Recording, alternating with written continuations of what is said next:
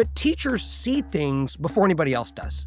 And I'm telling you right now, the kids are addicted to their phones. I'm telling you right now, they're lonely. I'm telling you they're friendless. I'm telling you they have a really negative view of America. I'm telling you they don't want to get married. They can't read. They don't have an attention span. And they've decided to use their freedom to be free from family, free from friendship, free from duty, free from obligation, free from faith, free from patriotism. Well, no crap, Sherlock. They're going to be miserable because they're untethered to the things that have always nourished the human soul. They are the most unhappy human beings in the history of our country, all right? Even though you could argue they are the wealthiest, healthiest, luckiest Homo sapiens to have ever walked the planet Earth. You know what? These young people know. They are well aware. They are well aware that their childhood has been stolen from them. Our young people literally are becoming dumber, right? Their attention spans, their ability to think, but they will tell you, look, we cheat on everything. Like if it goes home, we're cheating on it, right? If it's a math problem, if it's writing, if it's summary. I mean, these tools they have now are so powerful, they never have to read anything. They never have to write anything. They never have to do a math problem. And of course, by not doing it, they're losing out on skills and knowledge and the magic of what an education does for you as a human being. We have very different viewpoints on many things. But a lot of these issues are American issues. They're not Republican or Democrat issues. Joining us again is award-winning civics teacher, Jeremy S. Adams, the author of Lessons in Liberty, the book that we previously spoke about with Jeremy, and now we're ready to chat about what some might call his magnum opus, Hollowed Out. Jeremy, thanks so much for joining. By now, you're an old pro here on Elevated Thoughts, the podcast working to restore productive discourse between left and right. How the hell are you, my friend? I'm doing great. I'm absolutely doing great. Anytime you use Latin in the intro, I think you're doing good stuff. And I want to know when I get like a gold jacket or something. I mean, has anybody else been on here 3 times? Or am I It's the 5 times. That's it. When you hit the 5-time marker, we send out the gold jacket. You're tied for the lead, I think. Yeah. Okay, feel free to send some C's candy or an extra Christmas tree or something. Anything like that is fine with me. It's an absolute pleasure to be here, guys, and thank you so much for the invitation. Of course. Yeah, well, we are very glad to have you. Hey, let's just jump right into it. So your book is, and your whole life actually, is about watching and analyzing these Gen Z folks, and actually, I guess now Gen Alpha. And what you argue in your book and what you've argued to us before and what we agree with, so it's not really an argument, is this is like the most plugged in generation in history. But with smartphones and social media, it seems like kids nowadays are feeling spiritually and morally unplugged. Yeah. So what do you see in your classrooms that is not only leading to this, but like, I just want to start really extreme. What would George Washington roll over in his grave and give you a big, oh, hell no, when he sees that in the middle school? Like, what is it? I think it's the way that young people spend their time. I think, one of the great privileges of my life, if you're an inner city high school teacher, you're not going to be famous, you're not going to be rich. But the one thing you do have, I think, is a privileged perspective. You see, I stand at this kind of glorious intersection of politics and parenting and culture and technology. And, I always tell my students that, you can call me Mr. Adams or you can call me Mr. Nostradamus. Why? Because I see things, and not just me, it's not Jeremy Adams, but teachers see things before anybody else does. Kind of in its embryonic state. We see it in the classroom. And that's why I'll tell you one of the most annoying things for us teachers is, we will notice something in the classroom and years later, we'll see an article in the New York Times or the Atlantic or the Wall Street Journal by some famous person who will let you know that, hey, guess what, guys? The kids are addicted to their cell phones. Right. Who knew, or guess what, kids? Guess what, everybody? The kids are really cynical about politics. Or guess what? They're lonely or they're unhappy or they're not dating or they can't read or they're addicted. All these things that we teachers have seen way before everybody else does. And that's really what Hollowed Out was all about. And I'm going to take this opportunity, gentlemen, because this is my favorite podcast in the world. I'm going to take a victory lap. Damn it. I'm taking a victory lap because in 2021, and I forget which one of you guys is conservative and which one's liberal. I don't care. I love you both. But in 2021, When Hollowed Out came out, and I was saying, and I was flailing my arms and saying, hey, I know I'm not a famous journalist. I know that I'm not, Jonathan Haidt. I know that I'm not David Brooks. But what I am is a teacher seeing a lot of bad stuff coming our way. And I'm telling you right now, the kids are addicted to their phones. I'm telling you right now, they're lonely. I'm telling you, they're friendless. I'm telling you, they have a really negative view of America. I'm telling you, they don't want to get married. They can't read. They don't have an attention span. I named all these things, and I was warning the country. And I got a lot of hate from people saying, oh, that's just right-wing craziness. You're just a whacked out, crazy conservative who believes in things like having family meals together and knowing about religion and loving your country, even if it's not perfect, and trying to believe in things like reading and love and friendship and passions. And I was warning the country, look, this generation is different, right? And I just got bashed. And I'll tell you now, you read the New York Times, you read the Atlantic, you read all the kind of the more liberal publications, and people who were kind of critical and saying it was a conservative critique, they all agree with me now. I'm sorry, I was right. I was right about how lonely young people were.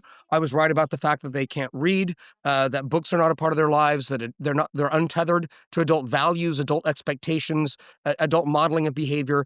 I talked about all these things 4 years ago, and nobody would have loved to have been wrong more than I would have loved to be wrong. But I was experiencing it firsthand, and that's kind of the thing about my privilege, is that when you've taught as long as I have, right? I just finished year 27. When there's a sudden change, all of a sudden, you're like, well, hold on, that's weird. Like the way you're spending your time, the way that you don't know the Pledge of Allegiance, you don't ever stand for it. You think it's stupid to have kids. You can't watch a movie because your attention span is so bad. Like you don't Right. like Jurassic Park. It's too boring for you. Like there's something weird going on here, man. And I was more than happy to kind of, be the person, kind of pushing up against the ocean or howling at the moon, because I think I finally have been vindicated in my critique of this generation. I think Cooper and I can both feel vindicated because, I mean, we must be doing something right if you can't figure out which one of us is the liberal and the conservative. That's right. But jokes aside, no, I think I don't have any tips you here. should take this well-earned victory lap, because as I'm about halfway through your book right now, and as I read it, it just resonates. And I'm a millennial firmly within the generation, but even those things that you talk about, as I felt the beginning, and kind of Cooper and I, Yes. our generation, we straddled that kind of Yes. technological bridge, and I Yep. felt that conversion from where the social media and the internet experience was naive, fun, and was truly about connecting with other people. And now you look at some statistics that are so alarming. I keep pounding the drum. The thing I keep warning about is not only are we spending so much time on the internet, I like to talk about the dead internet theory, that all of the content and interactions that you're experiencing on the internet are not even really humans, right? They're algorithms and bots that are just giving you this simulated experience. And I think Twitter is one of the worst offenders, unfortunately. It's something called like 50 to 1 non-human interactions to a human interaction. And now when you think about the statistics that you relate in your book, I think it's 7 to 9 hours a day, or even Yes. sometimes many Gen Z report like that they're incessantly online and social media specifically. They never leave it. You can only imagine what kind of a warped view they have of the world versus the reality they try and experience. But there were some interesting things that I think you were talking about in your book. It's kind of this battle between the communitarians, I hope I said that right, and then this kind of postmodernist thought, right? So that it's important to challenge society, evolve, update, but now we've kind of lost our way, right? We have too much choice, and nothing has meaning, right? So the nihilism is kind of taken on full That swing. Could you tell us a little bit Yeah, more about that? absolutely, Michael. And that's really well said. Is that there's a contradiction in the American soul that I think we have to talk about here, and that is, I mean, all Americans, liberals, conservatives, all of us. I think we all believe it's one of the kind of the hallmarks of the American creed that every human being, every human soul is born free. Right, that's God's gift to humanity is individual liberty. But the problem is that while liberty might be natural, why we might be born with freedom, what we're not born with is the wisdom of how to use that freedom well, right? And so I think a lot of, kind of younger millennials, Gen Zers, they confuse liberty with licentiousness. They confuse the liberty to decide what to attach yourself to in this life with the liberty to not be attached to anything at all. Anything. right? And that's the beauty of American freedom is that, it's supposed to not matter what your race is or your religion or your class or your sexual orientation. By God, I can use my freedom to believe what I want to believe, to live where I want to live, to say what I want to say, to pursue my dreams, whatever those may be. Whatever those hobbies are that I have, I can be my own unique self by attaching myself to things that we know nourish the human soul. And this is where, to a certain degree, I'm very kind of, from a civilization standpoint, I'm conservative. Like I don't think the things that nourish the human soul change very much over time. And I'll tell you right now, if you cut people off, if you take a whole generation and they've decided to use their freedom to be free from family, free from friendship, free from duty, free from obligation, free from faith, free from patriotism, well, Mm. no crap, Sherlock. They're going to be miserable because they're untethered to the things that have always nourished the human soul, have always led to humans flourishing, have always allowed people to find meaning and purpose in their lives. And so, all we do is we keep championing, your freedom, freedom, freedom, freedom. Well, freedom is great, but freedom is also a recipe for unhappiness if it just becomes a kind of a watered down form of narcissism and self-celebration. And I think that's what you see Mm. a lot. I mean, think about it. One out of 5 millennials don't have a good friend in the entire world. Yeah. You have young people who have said no to faith, not because they don't believe it. They don't know anything about it. They don't know what the word Genesis means, much less the book of it. Right. And so I couldn't agree more. I mean, and this is what I would kind of say to my detractors, or to use the language of my students, my haters out there, is, it is true that every generation looks at the next one. It's like, oh, we're all going to hell in a handbasket. It's all going downhill. That's what I was just gonna ask. And Yeah. and that is true. And I would agree with you, except for one thing. And I want people who are listening to this podcast to listen to me. What is unique about young Americans today is how absolutely unhappy they are. Right. They are the most unhappy human beings in the history of our country, right? Even though you could argue they are the wealthiest, healthiest, luckiest Homo sapiens to have ever walked the planet Earth.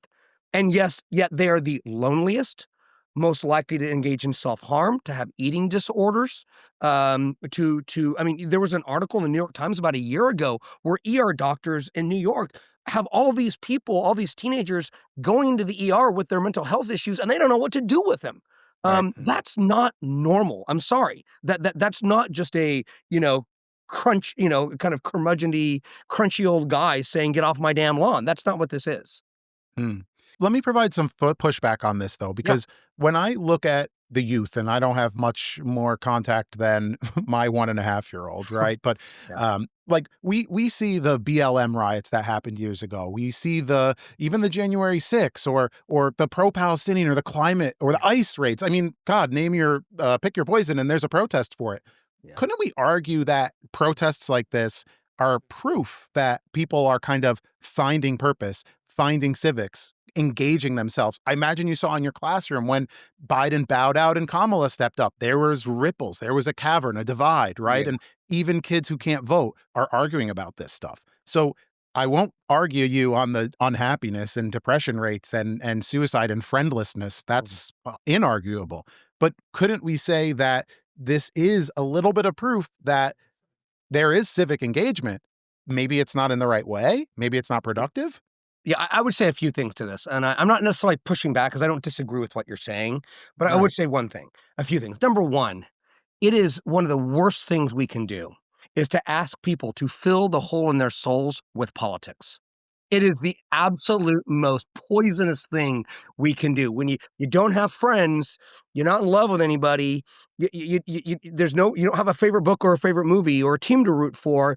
You hate your parents, but by God, I'm going to go out there and protest. Fill in the blank. So Just to be vulnerable for a second, Jeremy, Yeah. like I have fallen into that trap so badly to say, let me just take this out on politics on Twitter, and you start getting into, like Mike said, this 50-1 back and forth nonsense, and it's how many such a people have good point. ever had their minds and their souls changed because of an interaction on Facebook or Twitter, right? It's a big donut hole, baby, right? Nobody ever. And I mean, I teach civics for a living, right? So I believe in being passionate about the issues and about your country, but even then, it should be about the ninth or 10th most important thing in your life. Politics was, we have this long tradition in America where there's a difference between the private and the public sphere of your life. Right. The Greeks talked about how politics should be architectonic, which is kind of a fancy word for comprehensive. Like it should be, there's nothing that's not political. But in America, we are supposed to have this division, these two different spheres of life. And I think a lot of young people, because they don't have anything else, and because they see that these people are having fun, these people seem like they're very, very motivated. They feel like they're making a difference, so they go out there and protest. And I say this to conservative and liberal activists. If you actually dig into the issues, they usually don't know that much about kind of what's going on and what they're really rooting for. They all want to be Martin Luther King. None of them are. And that's not to denigrate them. I mean, you have to deal with the issues of your time. Right. But I would say to you also that there is a really bad habit in education, especially civics education today, where we think that civics education should be about making kind of mini little activists out there. I don't want 17 and 18-year-olds marching in the streets on issues they don't understand. You know what you need to do? You need to have some knowledge. You need to have some curriculum. You need to know about the founding documents. You need to know some basic American history. I don't want you to tell me what ought to be when you don't know what this country was founded on, right? And that doesn't mean our country is perfect in any way. I mean, we have lots of warts, lots of things to be embarrassed about, lots of things that we need to have ownership of. But this idea that there's this kind of cult of youth morality and somehow youthful people exist on a higher moral plane than me. Shut up. No, you don't. You don't know what you're talking about most of the time.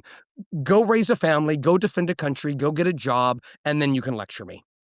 I was a young know-it-all, and I really think it took until my 30s and really gone out into the world Yeah. and kind of had the rubber meets the road situation where you got to take all your theories and, abstract learnings and try to apply them practically speaking. And I think that's where you really mature the most. And, I was once a bleeding heart progressive, and it's not that I'm not a liberal anymore, but, certainly my temper, I've tempered a bit, my moderated a lot of my stances. And I think that's just because, like I said, it's because you have to meet these experiences and confront them head on. But what I see now is, and this is what I hate, is I've done this little social experiment. So a couple of years ago, I was wise enough not to be on social media, but it also made me feel disconnected. Now these last few years have been kind of a little social experiment myself. And what I have is I have separate accounts set up around different TVs and devices. And that way, when I, watch certain content on it, it's getting different algorithmic, changes to those specific content things.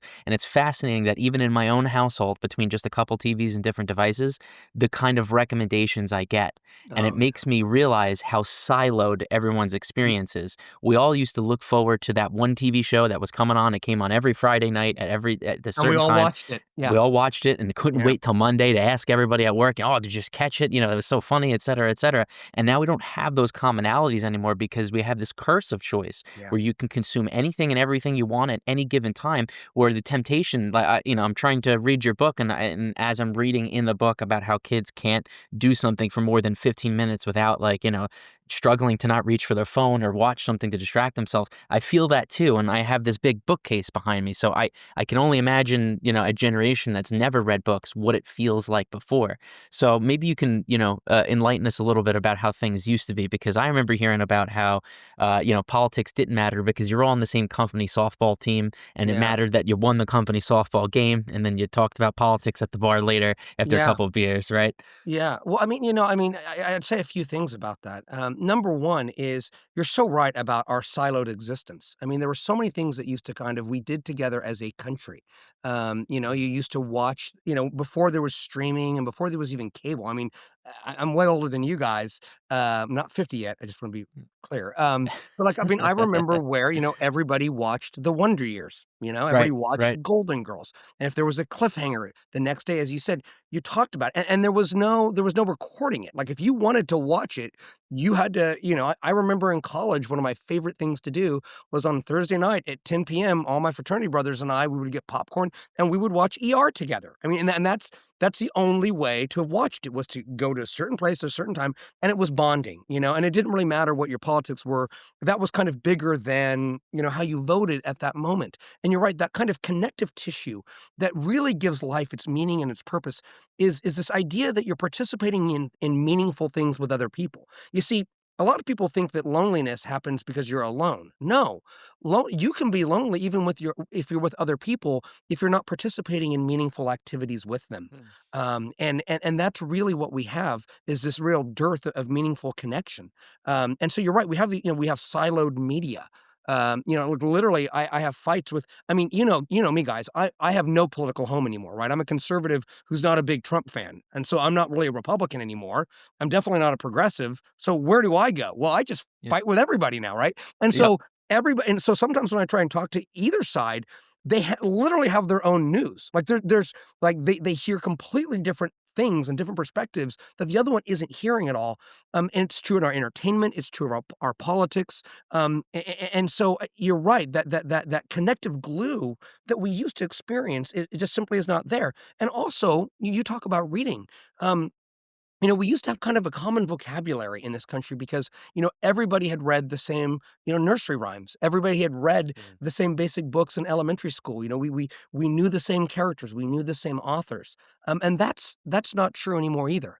And one of the things that you said, Mike, that I think is so true, and I just really want to emphasize this to you, is that, the older I get, the more I realize that wisdom is not about knowing. It's about Right. question. That Socrates was the wisest of all men in ancient Athens, not because he had any portable wisdom, not because he had the answers. No, no, no, no. It's because he had wonderment. He had awe. He looked at he looked at the stars and said, "There's so much that I don't know."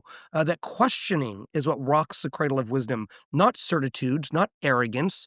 And so I think the older I get, the more I'm open to how infinitely small I am, how much I don't know. What did St. Augustine say were the three secrets of happiness? Humility, humility, humility. And I think that if you have that kind of a disposition on life, then life isn't about constantly going around trying to prove how right you are all the time. There's that great quote from Shakespeare where he says, a wise man or a fool thinks himself to be a wise man, but a wise man knows himself to be a fool. And I think that kind of posture of humility, that's what reading does for us, right? That's what coming into contact with people who know more and experience more does for us. And I think that we're losing that, because I Mm. mean, not to get too political, but we like people who are so confident, who have all of the arrogance, and they will say things even if they're completely full of crap. But by God, they're saying it confidently, and I want to follow that guy. And that's not what I want in my leaders. It's not what I want in my friends. It's not what I want in my children. It's amazing. I mean, I imagine that, like, your students know that they're on their phones too much. They know that they're slipping into this, or maybe they don't. They fight it because they're, like, addicted to it like an addict. No, it's not the problem, but is taking the phone away the problem? I wanted to share with you one thing I was thinking about is last time I watched Elon Musk on Joe Rogan, it was probably a year or so ago, and they were talking about Neuralink, and Joe is saying, "I'm so amazed by this. I think you're gonna turn people into cyborgs by putting a chip in their head." And Elon kinda looked at him like, "Oh, no, like, we're already cyborgs." He goes, "What's the difference between a chip here or a chip right here? You're a cyborg already." Yeah. So that's where it really resonated with me. So, like, you can't just take the phone away, right? You can't just my son is not even 2. He's Yeah. obsessed with Toy Story, watching Toy Story. Guess what? Toy Story 5 is coming out next year, and it's the enemy is the tablet, the Yeah. evil tablet. So, it's not replacing books, it's not replacing radio or TV. Is it can we just take it away? It's necessary today, right? Well, I'd say a few things about it. First of all, I'm with you. If I took the phone away from my 15-year-old, I don't even know what would happen. I mean, it would be, I won't describe it on a public podcast, but it wouldn't be good. It wouldn't be pretty. But the other thing I would say is I actually do see some hope, guys. I actually do have some optimism here. My seniors this year were a very thoughtful group, and it's kind of like, to a certain degree, when you're overweight, you're overweight, right? When you're not Yeah. healthy, you're not healthy. When you're drinking too much, you're eating McDonald's, 2 meals, you know it. You don't need anybody to tell you. You know that your body is hurting for it. You know what? These young people know. They are well aware. They are well aware. that their childhood has been stolen from them. And I think that message was not getting through 3 or 4 years ago, but I think it is getting through now. I actually had a group of students this year who started a club on my campus called 30 Years Back, 30 Years Back. And the idea was, Hmm. let's do our senior year. Let's live our lives as if it was 30 years ago, right? Let's pretend that it's 1995. How did young Wow. people spend their time? Well, hey, I mean, guess what? At the end of class, I mean, if I ever in class early, which is rare, just for the record, I don't, I use the time. But when I do, at the beginning of my career, what would happen? Kids would start talking and they'd gossip and they would, and the boys would flirt with the girls and the girls would flirt with the boys. Right. If I ever in class nowadays, silence. They pick up their phones and it is absolute unmitigated silence, right? And I think that young people are starting to be aware of the fact that there's something essential about being young. Like you only get to be young once, and they're forfeiting it for the sake of these god awful algorithmic induced, uh, you know, uh, videos, these short things that they watch, and just literally, it's Right. about anxiety. When I see my students or my children get anxious, they start staring at their phone over. They don't remember what they're looking at. They're trying to quell their anxiety rather than breathing, taking a hike, reading a book, praying, meditating, all the things that we know kind of ground our minds and our souls. They use the devices. And so I think young people are aware of what's happening. Increasingly, it's becoming kind of a trendy thing to try and, like, get rid of the phones, and that's kind of edgy nowadays. I'm gonna get rid of the phone, I'm not and that being said, though, there's just a whole new series of problems, and again, this is a whole 'nother, maybe this will be appearance number 4. I am very, very afraid right now that we are entering into a new phase with this latest technology, the AI, the Chat GPT, Perplexity, Claude. I'm telling you guys this right now. Again, I'm seeing this before other people, right? Maybe this is the next book, but I'm telling you right now, our young people literally are becoming dumber, right? Yeah. Their Right. attention spans, their ability to think. I don't know if you guys saw that famous tweet about 2 months ago where this Stanford student was talking to a guy and he just kinda stopped talking, and he said, "Sorry, I use Chat GPT so much, my brain just doesn't work anymore. Like, it just doesn't work the way that it used to." And I'll tell you right now, like, I'm having a crisis, usually in the summertime, what do I spend my summer doing besides, drinking margaritas and traveling the world and, all Of that? course. Very But usually glamorous. I spend my summer kind of figuring out, how do I wanna tweak things, in my classroom? How do I wanna, what worked last year, what didn't, what do I wanna do better? Guys, I'm gonna tell you this right now. You know what I'm trying to figure out with some of my best friends? How do we ever have homework ever again? Yeah. Like, ever. Mm. Like, my students this year, like, this is the headline of this podcast.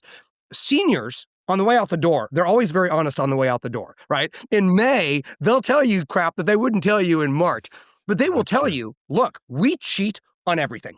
Like, Yeah. if it goes home, we're cheating on it, right? If it's a math problem, if it's writing, if it's summary, I mean, these tools they have now are so powerful, they never have to read anything. They never have to write anything. They never have to do a math problem. And of course, by not doing it, they're losing out on skills and knowledge and the magic of what an education does for you as a human being. And and we're entering into this phase where, I mean, can you imagine that? Like, you literally can never assign homework ever again.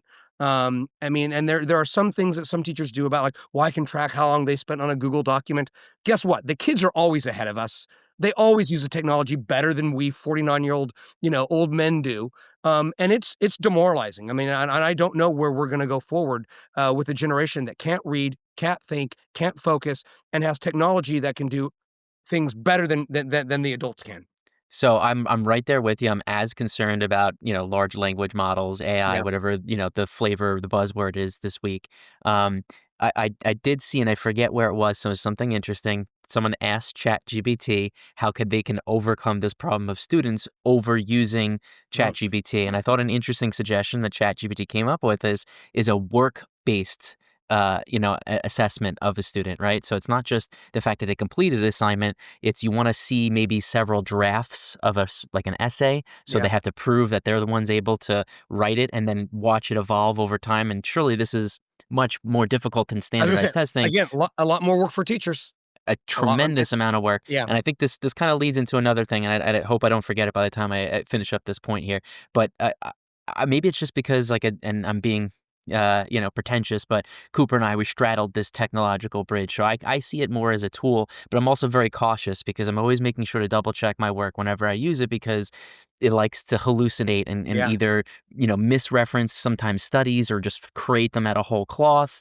They're really powerful tools. For instance, we use it a ton for show, just all the different documentation, show notes, et cetera, they put together. But like I said, you have to be extremely careful because it'll just make up books that people didn't write sometimes if you're not Yeah. careful. So you RFK had that happen, right? and yeah, we see it unfortunately in our highest levels of government, where people over rely on these things, and it powers our biases, right? It says, chat, like, tell me why this person is wrong, even though I don't have any evidence. Come up with some for me, and that's what they do.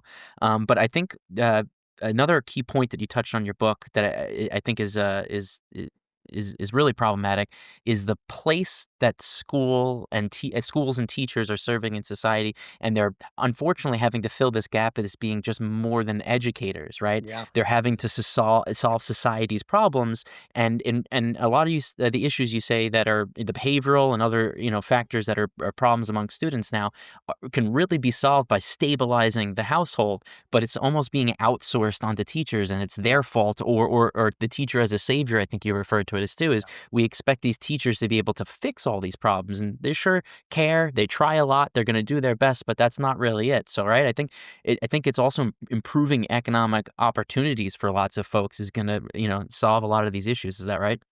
Yeah, no, you're absolutely right about that. And one of the things that when I first started teaching, 27 years ago, we were kind of entering this era. No Child Left Behind, George W. Bush. There was this idea that it really didn't matter where you came from. It didn't matter what happened at home, in the family, in the neighborhood. If we can just make schools better, then we can fix everything that's wrong in your life. And so essentially schools became backstops. So you're going to get your counseling there, you're going to get your food there, you're going to get clothes there, you're going to education there, right? Everything's going to be done for you at school because society is failing, the family is failing. But if we can fix schools and if we can make, it's what we call wraparound services. If we can create more and more wraparound services for schools, then it's essentially going to be a kind of panacea for society. And I think that experiment was very noble, and I think a lot of billionaires and very well meaning people thought, I'm gonna come up with a new technology or a new charter school, or I'm gonna do this, I'm gonna do that, I'm gonna have this innovative approach.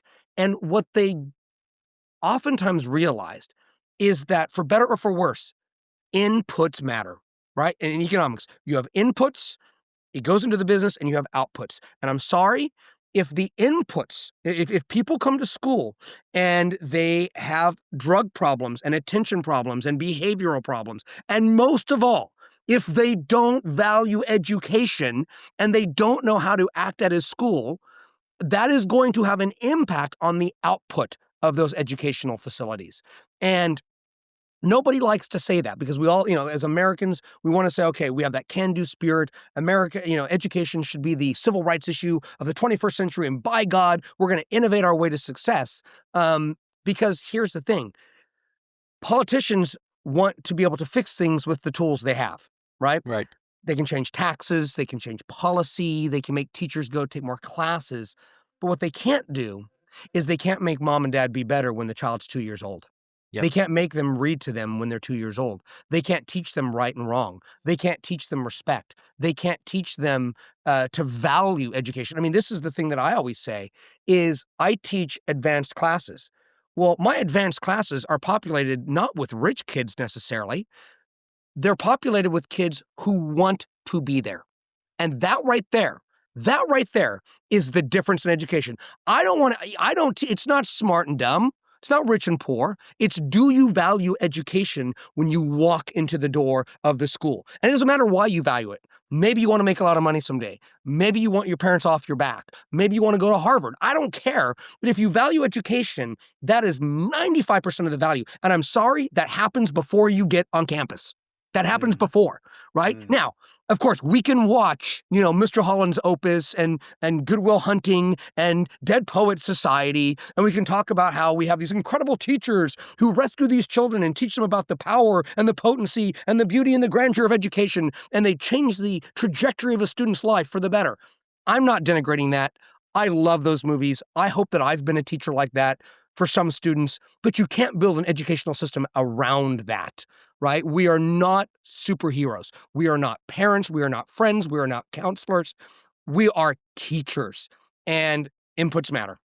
Inputs I, matter. I couldn't agree with you more. And then unfortunately, you're on the brunt end of the vitriol and the scapegoating of it's got to be these teachers then because we assign them to fix all these problems, right? But it really does boil Well, there are down a to lot of what's bad going teachers on. out there too. I'm not. I mean, I mean, I will tell you, there are a lot of not very good teachers out there, and I will tell you, I think a lot of the trends in education are not helping. You mentioned earlier that you push back on some students every once in a while where it's like, you don't stand for this Pledge of Allegiance, or, what does it even mean to you? And I'm curious, do you find in school that teachers are like inhibited or don't want to ask these questions for fear of reprisal or for fear Well, that they would offend a kid because it's a safe space? I'm yeah. wondering if the tough questions can be asked. Oh, I mean, I don't push back. I mean, you have every right not to stand. I mean, that is a Mm, constitutionally protected right of yours that's fair. to Yeah. not stand. Yeah. So I mean, But the asking absolutely. why. But no, but I think it's fair to say, kind of, I'm just curious, like, why don't you stand? Most of the time, they have no reason, or they give Yeah. some vague platitude about oppression, or, which again, there are students. And then again, there are some students who say, here's why I don't stand. I don't like this policy, and I'm not going to stand until it's fixed. God bless you. That's great. What I don't like is the kind of vague sense that it's not that you don't need to. We don't say the Pledge of Allegiance because the country's perfect. We say the Pledge of Allegiance. He says, and you're not even saying Pledge of Allegiance to a flag. It's to the republic, right? The ideals, right? And you're those ideals upon which the flag stands. That's what you're pledging allegiance to. And what I kind of bristle at is the idea, not that the country isn't perfect. I know that, but that the country is irredeemable. That's Right. where I really begin to bristle. When people say absolutely stupid things like, we've made no progress on gender or racial issue. I'm like, are you serious? Like, I mean, do you know what you're saying? Go say that to somebody. You tell me that a woman in 1910 is no, Right. really? You're telling me that an African American in the South was just as bad off in 1880? I mean, what do you? I mean, it's just silly. Um, but what I would say though is that, I mean, a lot of young people, and I think this has actually kind of reached its peak and it's kind of gone off a little bit too. I don't hear that much the last year or two. That was really kind of 2020, 2021, 2022. I don't really, I think that that's kind of pushing back a little bit. So I do see improvement, guys. I mean, I know the overall tenor of this podcast, and have obviously hollowed out, was negative, but look at the second part of the book, hollowed out, a warning about America's next generation. And I think people have been warned. And I do think kids are turning around. It's interesting, Cooper, because it's funny because when my book came out, some of my students who had just been in my class believed that I was writing about them. Like the book was Mm. about like just these 150 kids. And I'm like, of course, leave it up to teenagers to be so narcissistic. It's about, Mr. Adams wrote a book about us. No, I noticed things that you were doing, but then I realized that you're like everybody else in America, that you're just kind of just a little data point in an overall trend. And the great thing about my high school is, where I teach is really kind of a microcosm of America. I mean, you get all income levels, all religions, all races, all languages, all political point of views. That's the beauty of where I teach. I love where I teach because it is kind of, e pluribus unum, out of many. We are one. We are Bakersfield High School drillers. We are all Americans. And so, yeah, it's a real pleasure. And I do think we're making progress. I do. So do you see any kind of social events reemerging? Because what I think, and it's unfortunate, not that I think Gen Z or Gen Alpha should drink more. I think Yeah. it's a good thing that they're drinking less alcohol, Yeah. personally. But I think there's something to be said about the red cup parties, right? The Yeah. solo cup parties. I had German exchange students when I was in high school come to our, through the program to our high school. And the first thing that they asked when they got there is like, can we go to the red cup parties? We see all these cool American red cup parties and movies and stuff, and we want to go. And I think like that ubiquitous experience isn't there anymore. Yeah. Are you seeing any changes in them trying to, they affirm now that they've been robbed of their youth and a lot of these experiences. Are they trying to go out and build communities again? Well, first of all, you were the one who hosted all those parties, right, Mike? I mean, that was you, Absolutely. right? I mean, Clearly, that I'm the kind of cool guy. the crazy one with the lampshade on his head and Keg doing fake stands and things. I know everything. you. Yeah. I know you. You I know see what his you're bookshelf behind him, right, Jeremy? Exactly. Yeah, I do, I do. Yeah, actually, I know what you're referring to, and it is interesting that, like, when you look at, like, this generation, you're right, they don't get pregnant as much, there's not as many STDs, there's not as many DUIs, and everybody's like, "Oh my goodness, kids are becoming so much more virtuous." No, they just don't hang out, they don't leave their houses, right? Exactly. And as far as I know, you can't get pregnant, if you're by yourself in a room, right? Not going out, and so I know what you're referring to. I do feel like there is. I mean, I don't know about the bad behavior. I'm not speaking to all that. I don't talk to my students about that. That's not my business. But I do think that there is a kind of an uptick in the desire to kind of go to prom, go to formal, go to football games. To real. I mean, and again, they know they're all addicted to their phones, but I do think they are trying to do something about it. And again, I mean, let me just say this too. It's not just the kids. It's not just the kids. I mean, I will tell you, I can't focus the way that I could 20 years ago. I Yeah. like, so when I'm writing, and I can maybe write for half an hour and then I need to take a break. If I'm reading a book, I can 25 minutes, then I need to Yeah. take a break. And I used to be able to, jam for an hour and a half, 2 hours, no problem. I used to be able to Joe Rogan that crap all day. And now even my mind, and even like an article, like I've noticed this, I'll be reading an article and I'll really be enjoying the article, but on the right, how it kind of shows you how much is left, like how far you've gone. And I'm like, oh, I still have, a lot more to read. But Right. why do I have that? Why am I in such a rush? I Yeah, mean, yeah, yeah. and I don't know if I don't know if I put this in the book, but I remember being blown away by the fact that a lot of millennials and Gen Zers, when they watch Netflix, when they watch shows on streaming, they watch them on 1.5 Mhm. because they just don't wanna they don't wanna take the time to watch a show unfold the way that it normally should. And I do think that there is that idea of maybe we're slowing down, we're taking a breath, we're kind of getting back to the kind of traditional anchors of life, in our youth. That's good. That's reassuring, and it's true what you said. It's a warning, and so hopefully the warning was listened to. I was reading an article recently that split Gen Z kind of into these two categories where they're all becoming extremists, but it's like the young men are going Yep, further right, the right. young women are going further left, and now again you've got this cavern developing, whether it's in social media circles or right in the classroom. I mean, is this detrimental? Is this natural with political cycles? Have you seen this in the past? Yeah. Or is it that Well, men are being, women need more justice and men feel like they need less justice? I'm curious. no, I know. I think and we actually have seen this division before, but it used to not be like so nowadays. When people talk about who they will date in their 20s and who they won't date, it used to be that the killer was religion, right? An evangelical Christian man is not going to marry a woke atheist, you know, uh, you know, Et cetera, et activists on the cetera. left, right? Uh-huh.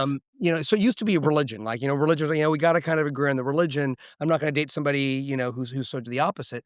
And what's kind of displaced religion, of course, is politics. Yeah. I mean, you now have families. You have mothers and fathers who say, years ago it was, kind of racial or religious.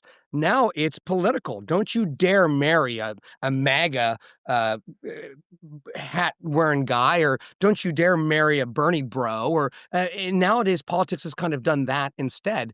And that's why I do worry a little bit about our birth rates in this country are not are not good. Yep. We're starting to kind of approach European levels of barrenness. And if politics is kind of the anchor of your identity, and men are becoming more conservative and women are becoming more liberal, that's a recipe for a lot of singletons into the future, and I do worry about it. And again, if politics is the seventh or eighth most important thing to you, it doesn't matter if you marry somebody who votes differently than you do, right? I mean, Right. and marriage is supposed to be for forever, and you change as you get older, right? I mean, my wife and I were probably much more similar politically when we got together than we are now. We're not that different now, but you remember you used to have Mary Matlin and James Carville, back in the day, and people celebrated that.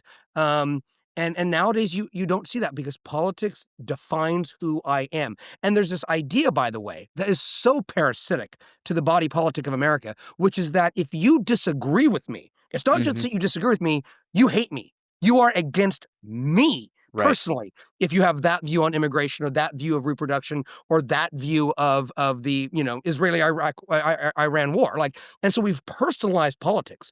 One of the features of liberal democracy is supposed to be that the way we talk about politics is that we frame it in terms of kind of an intellectual argument. Like, so here's what this policy would do, here's what's good and bad, here's what that policy would do, here's what's good and bad. And at the end of the day, because we're a pluralistic society, we have to compromise, right? And that's how we do our politics. And now the idea is if you compromise, well, then you're a sellout. Then how dare you? And I do kind of see this a little bit on both sides. That if you're a true committed liberal, my God, you would never compromise with those MAGA Republicans. And if you're MAGA, why would you ever compromise with these progressive liberals on the left? You're a sellout. And what I want to say is, well, they're in elected institutions of government. Like, if you want to be ideologically pure, get the hell out of the Congress. Go write for a journal. Go start a podcast if you want to be pure. If you want to be the Virgin Mary of politics, then go somewhere else, because your job is to find meaningful accords of progress as a lawmaker. And yet we've elected a whole I'm getting political now. Sorry. We've elected people now who are more interested in their celebrity, getting on Fox News, getting on MSNBC, having a zillion Twitter followers, going viral, than they are of reaching across and saying, you know what? I hate that bill. It's awful, but it's a little bit of progress, so I'll vote for it. That you never get to vote for a perfect bill ever. That's not your job. And if you think it is, get out. Get out of politics. Are you? I'm going to press you, Jeremy. You don't have to answer. You can just nod or just stare at the camera. But does your audience ever see us, or is it just audio? It's video as well. Okay. So just be careful with your reaction. I will be careful. Personally, do you supported the big, beautiful bill and support it? You do support that? You think it's progress? No, I don't. Okay. I was just making sure, because you kind of implied, like, wait, we're voting on this thing. We personally, like, I'm the right winger. We didn't want to tell you, but I'm the right. Yeah, I remembered. I was wearing a Trump hat for our whole entire last episode. I don't know. Well, I don't think the big beautiful bill is a conservative. I mean, here's the thing. I'm conservative. Right, I'm conservative, right? So, which used to mean I'm a Republican. Now MAGA is Republican, right? And conservatives are kind of out in the, there's nowhere for us to go. I guess we go read David Brooks in the New York Times and the Dispatch and the occasional National Review Online article if we want. But there's not a lot of places for us to go. And that's where, I kind of feel like, the big beautiful bill, we are now paying more, Cooper, on financing the interest on the national debt than we are our national military. And throughout history, whenever that happens, it is always the sign of a civilization in decline. We have got to get our fiscal house in order. See, and this is where, kind of Trump, why I can't go along with the Trump thing, forget all the zany things he says and does, but just like this idea that, when most of my life, conservatives were fiscally conservative, and the cosmopolitan big city Republicans were kind of socially liberal. Like, I don't care who marries who, and I don't care about what you do with your body, and whatever, right? And Trump has realized, no, it's the opposite, right? He is economically liberal, right? And he said, don't you cut Medicare, don't you cut Social Security. We're not going to tax tips, right? And he's culturally conservative. Like, he blames everything on DEI and woke. And I don't like DEI, and I'm not woke, but I'm sorry that plane accident in Potomac was not because of DEI. Right. And so that's kind of where I come down. I would actually argue, and Mike, I'll turn it back to you because I spoke, but like, I would say that Trump actually is economically, fiscally conservative and big city socially liberal in his personal life. That's how he's lived his life. Womanizer, abortions, runs businesses, defaults on loans, tax code advantages, right? And he actually ran on these campaigns. He said that he held up the LGBT flag, last campaign. He said he was going to balance the budget. He even hired Elon Musk in the Doge. So, like, he said those things, but then completely went against them. But he's doing it to rally this uninformed, influenced base that is going to get all mad when they hear DEI in Iraq. But it's like, guys, what does DEI in Iraq look like? Hello? Right. So he's rhetorically conservative, but operationally liberal in a lot of ways. I believe so, yes. Or in his heart of hearts, right? Because the public figure, the getting the votes figure is different than, listen, as black as it could be, in his heart of hearts, he doesn't care. He doesn't care if you're gay. He really No, I doesn't. don't Come think he on. cares. Yeah, I mean, I mean, you look at his life. I mean, I think he's got to be kind of socially liberal, or at least Yeah. very tolerant. Um, but at the end of the day, I mean, I think that there's a whole cottage industry in this country of people who are trying to understand Trump. Like, I mean, like, and a lot Yes. of these people are very smart. Like Trump, Trump is a fascist. Trump is a Nazi. Trump is a Cadillo. Trump is a court jester. Trump is a mob boss. Trump is a. I mean, like, so everybody has this. No, here's the real insight on Trump. I don't think Trump knows what Trump is sometimes. Right. I think Trump is unpredictable. And the way that I look at it as conservative is when I think he's right, I'll say I think he's right, right? And I think I don't. I mean, one thing I hate is I hate. And this is kind of a small c conservative, constitutional conservative. I hate using crises to justify everything. Mm. Conservatives are supposed to believe in the Constitution, are supposed to believe in the rule of law, and trying to, maximize unitary executive power by claiming we're being invaded or there's an economic emergency. I completely loathe that. I But wish we had learned the yeah, lessons of the first 3 episodes of Star Wars not to give emergency powers to the Chancellor because he's yes, not gonna return them. yeah, yeah. Well, At least you got that one, Jeremy. I'm not a Star Wars guy. yeah. At any rate, though, my point is that but I do think he's right. This country acknowledges you've got to do something about illegal immigration, right? So, and I think that even though I loathe this tariff policy, I think it's one of the silliest unforced errors in the history of the country. I do think that there is a broader point about decoupling from China and our Right. dependence on them. I do think it makes sense sometimes to have an industrial base for our defense industry. I don't think we should be relying on China making our end. So sometimes even a broken clock is right twice a day, right? But I do think sometimes he is right, and when he is, I'll say so, and when he's not, I'll say so. And so that's just kind of where I believe in being intellectually and politically honest at this point.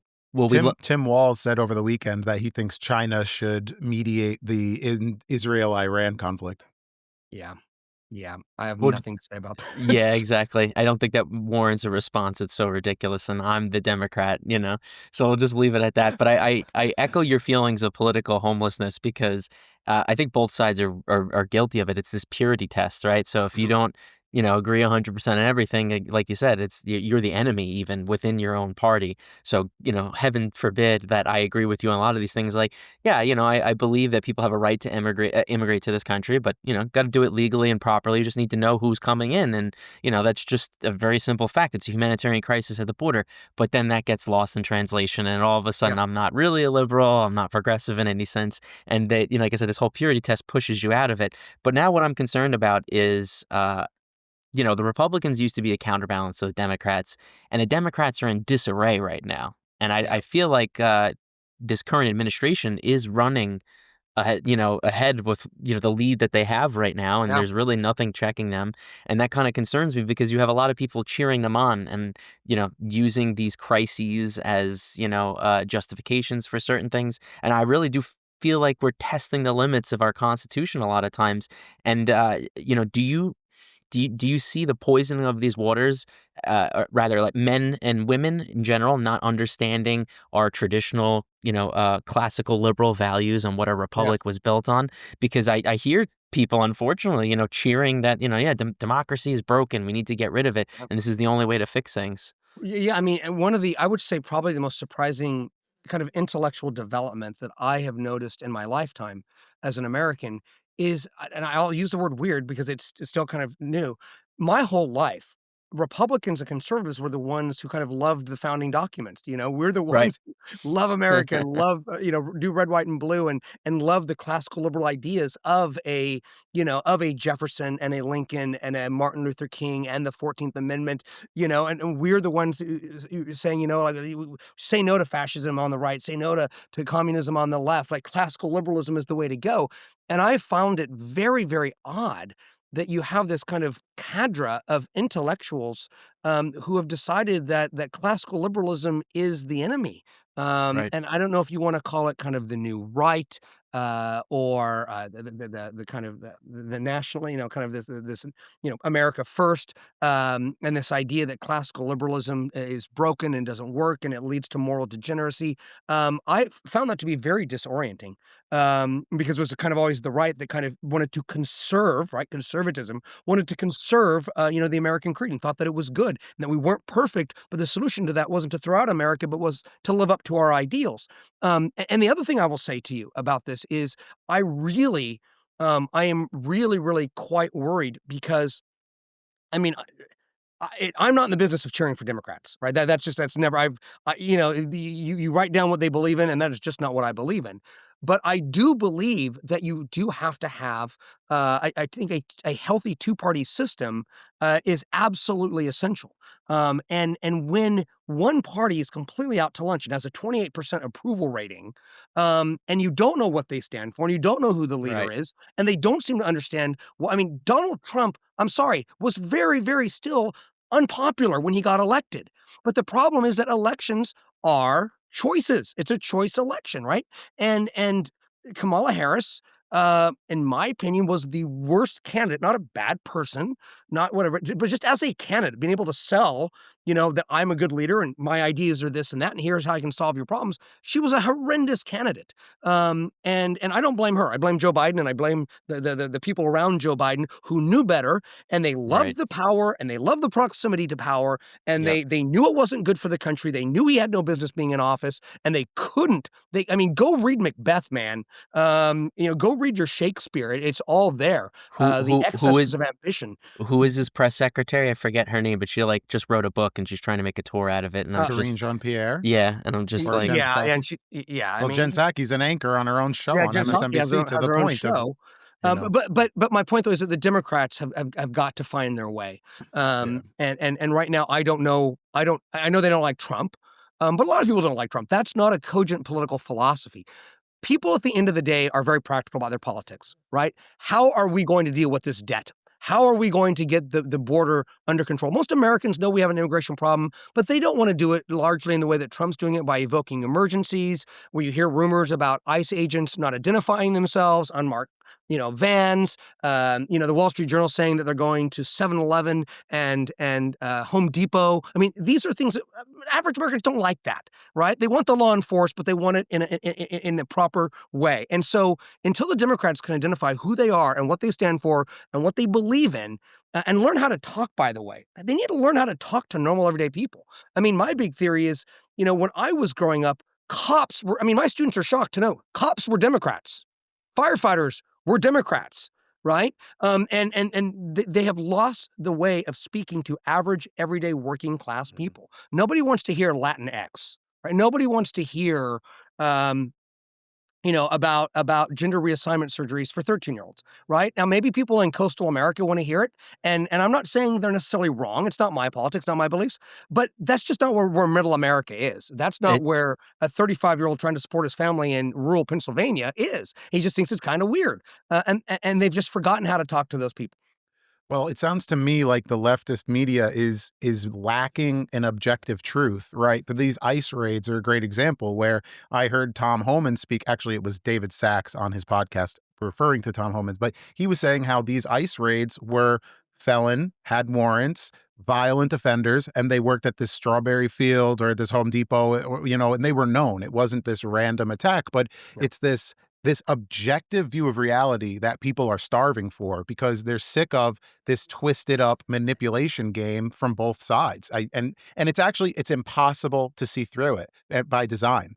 But on the other side of that token, and this is where I'm going to ask you, Jeremy, or press you, is all of these things that we've talked to, all these steps that we say we see improvement and we can do this further by family values, X, Y, and Z, right? Yeah. Do you believe that there should be a defined or an objective American culture in that way, right? Or to have the freedom to do everything, or do you see it differently, right?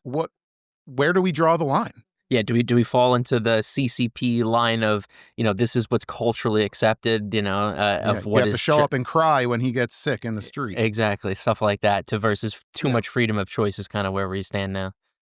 Yeah, no, to me, culture is kind of like oxygen. I mean, like you don't realize it's changed until all of a sudden, it's gone or there's something else in it that's kind of foreign to you. I actually think America's political culture is quite strong. I actually think that when there was a real when there was this real push with things like DEI and saying we are that to not focus on race is a racial problem.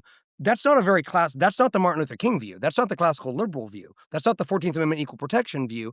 And Right. while that was kind of very vogue and fashionable, and people were saying things like, abolish the police and the prison industrial complex, I do think while that's kind of fashionable for a while, I think our culture is so strong that people do push back and say, you know what, that is antithetical to what we typically believe in this country.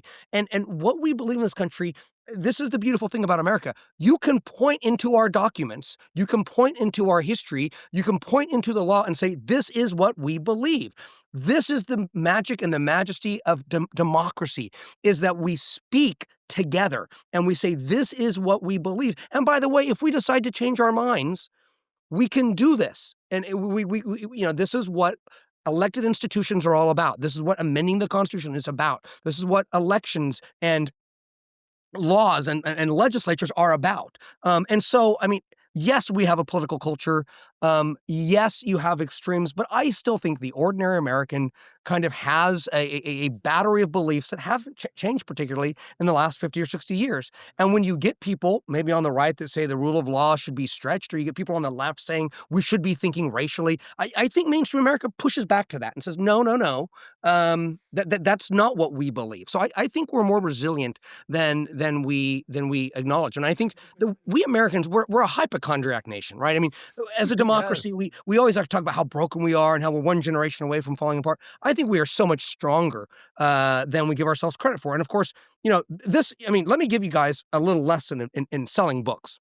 Here's what I've learned. Okay, if you write a book that's really negative, right, and it has like a negative title, like Hollowed Out, a warning about America's next generation, which again, I love the book.